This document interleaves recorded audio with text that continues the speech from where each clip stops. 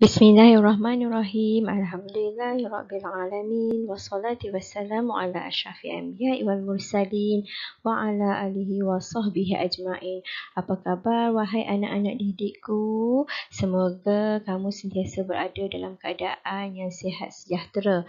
Baik, hari ini kita akan meneruskan pembelajaran PDPR kita dengan mempelajari tajuk pelajaran Jawi iaitu forensik di Malaysia. Sebelum kita meneruskan pelajaran, marilah kita sama-sama membaca doa belajar. Bismillahirrahmanirrahim. Allahumma aftah alaina hikmataka wanshur alaina min khazaini rahmatika ya arhamar rahimin. Amin amin ya rabbal alamin. Baiklah, sebelum kita meneruskan pelajaran kita lihat dulu apakah objektif pembelajaran, iaitu murid-murid dapat pertama membina perkataan imbuhan apitan daripada perkataan tertentu. Yang kedua, mengklasifikasikan perkataan imbuhan awalan dan apitan berdasarkan teks. Okay, sekarang kita rujuk buku teks muka surat 52 dan 53. Kita akan baca teks bersama-sama dengan saya. Okay, tajuk petikan ini ialah forensik di Malaysia. Forensik merupakan satu bidang kerjaya yang terdapat di Malaysia. Unit ini membantu pihak berkuasa menyelesaikan isu jenayah yang berlaku di negara ini. Mereka perlu mengenal pasti dan menganalisis bahan bukti yang diperoleh di tempat kejadian sebelum mensabitkan kesalahan jenayah terhadap individu yang terlibat dalam kes tersebut. Terdapat beberapa jabatan yang terlibat dengan bidang forensik di Malaysia, antaranya Kementerian Kesihatan, Polis Diraja Malaysia serta Jabatan Bomba dan Penyelamat. Antara bidang forensik pula ialah perubatan forensik, sains forensik, radiologi forensik, klinikal forensik dan histologi forensik. Bidang tugas ahli forensik ini berbeza-beza mengikut kepakaran mereka dalam menganalisis bahan bukti yang diperoleh.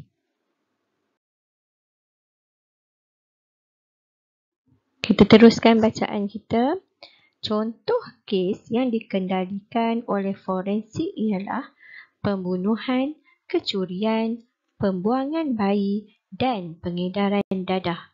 Kes ini akan disiasat menggunakan bahan bukti forensik yang ditemui pada badan manusia, objek atau sesuatu yang terhasil di tempat kejadian.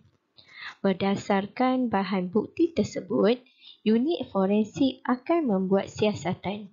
Terdapat beberapa peralatan saintifik yang digunakan untuk membantu mendapatkan keputusan analisis yang tepat, seperti peralatan yang digunakan di Jabatan Kimia Malaysia.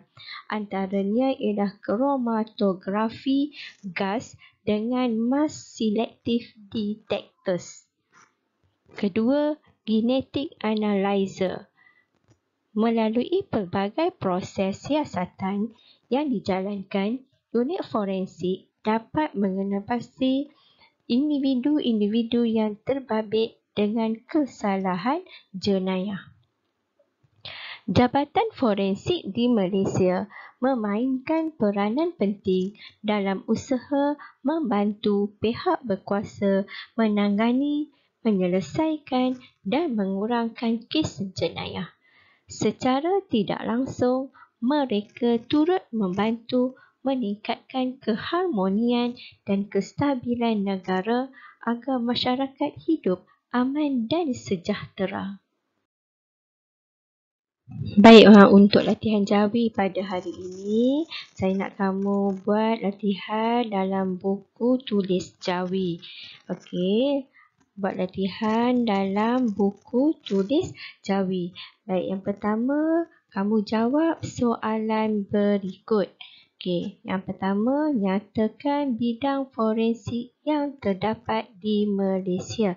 Jawapannya kamu perlu rujuk semula dalam buku teks, dalam teks petikan yang telah kita baca tadi. Okey, ada dalam petikan di muka surat 52. Okey, kalau kamu lihat dan baca semula, kamu akan lihat jawapan nombor 1 ada di muka surat 52. Kamu kena cari maklumat tersebut. Okey, seterusnya kita lihat soalan yang kedua, iaitu apakah peralatan yang digunakan oleh Jabatan Kimia Malaysia? Apakah peralatan yang digunakan oleh Jabatan Kimia Malaysia? Okey, kamu rujuk buku teks petikan yang telah kita baca tadi di muka surat 53. Okey, ada dalam ni. Kamu kena baca semula, cari apakah peralatan yang digunakan di Jabatan Kimia Malaysia. Seterusnya latihan untuk modul yang telah kamu dapat pada beberapa minggu yang lepas. Okey, modul ni kamu perlu tampal dalam buku tulis jawi.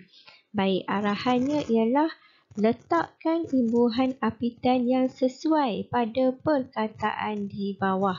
Letakkan imbuhan apitan yang sesuai pada perkataan di bawah. Okey, yang pertama, kumpul. Apakah perkataan imbuhan yang sesuai? Imbuhan apitan. Imbuhan apitan dia mesti ada tambahan perkataan di hadapan dan juga di belakang. Barulah dia dikatakan imbuhan apitan. Okey, contoh perkataan di sini, kumpul. Berkumpulan.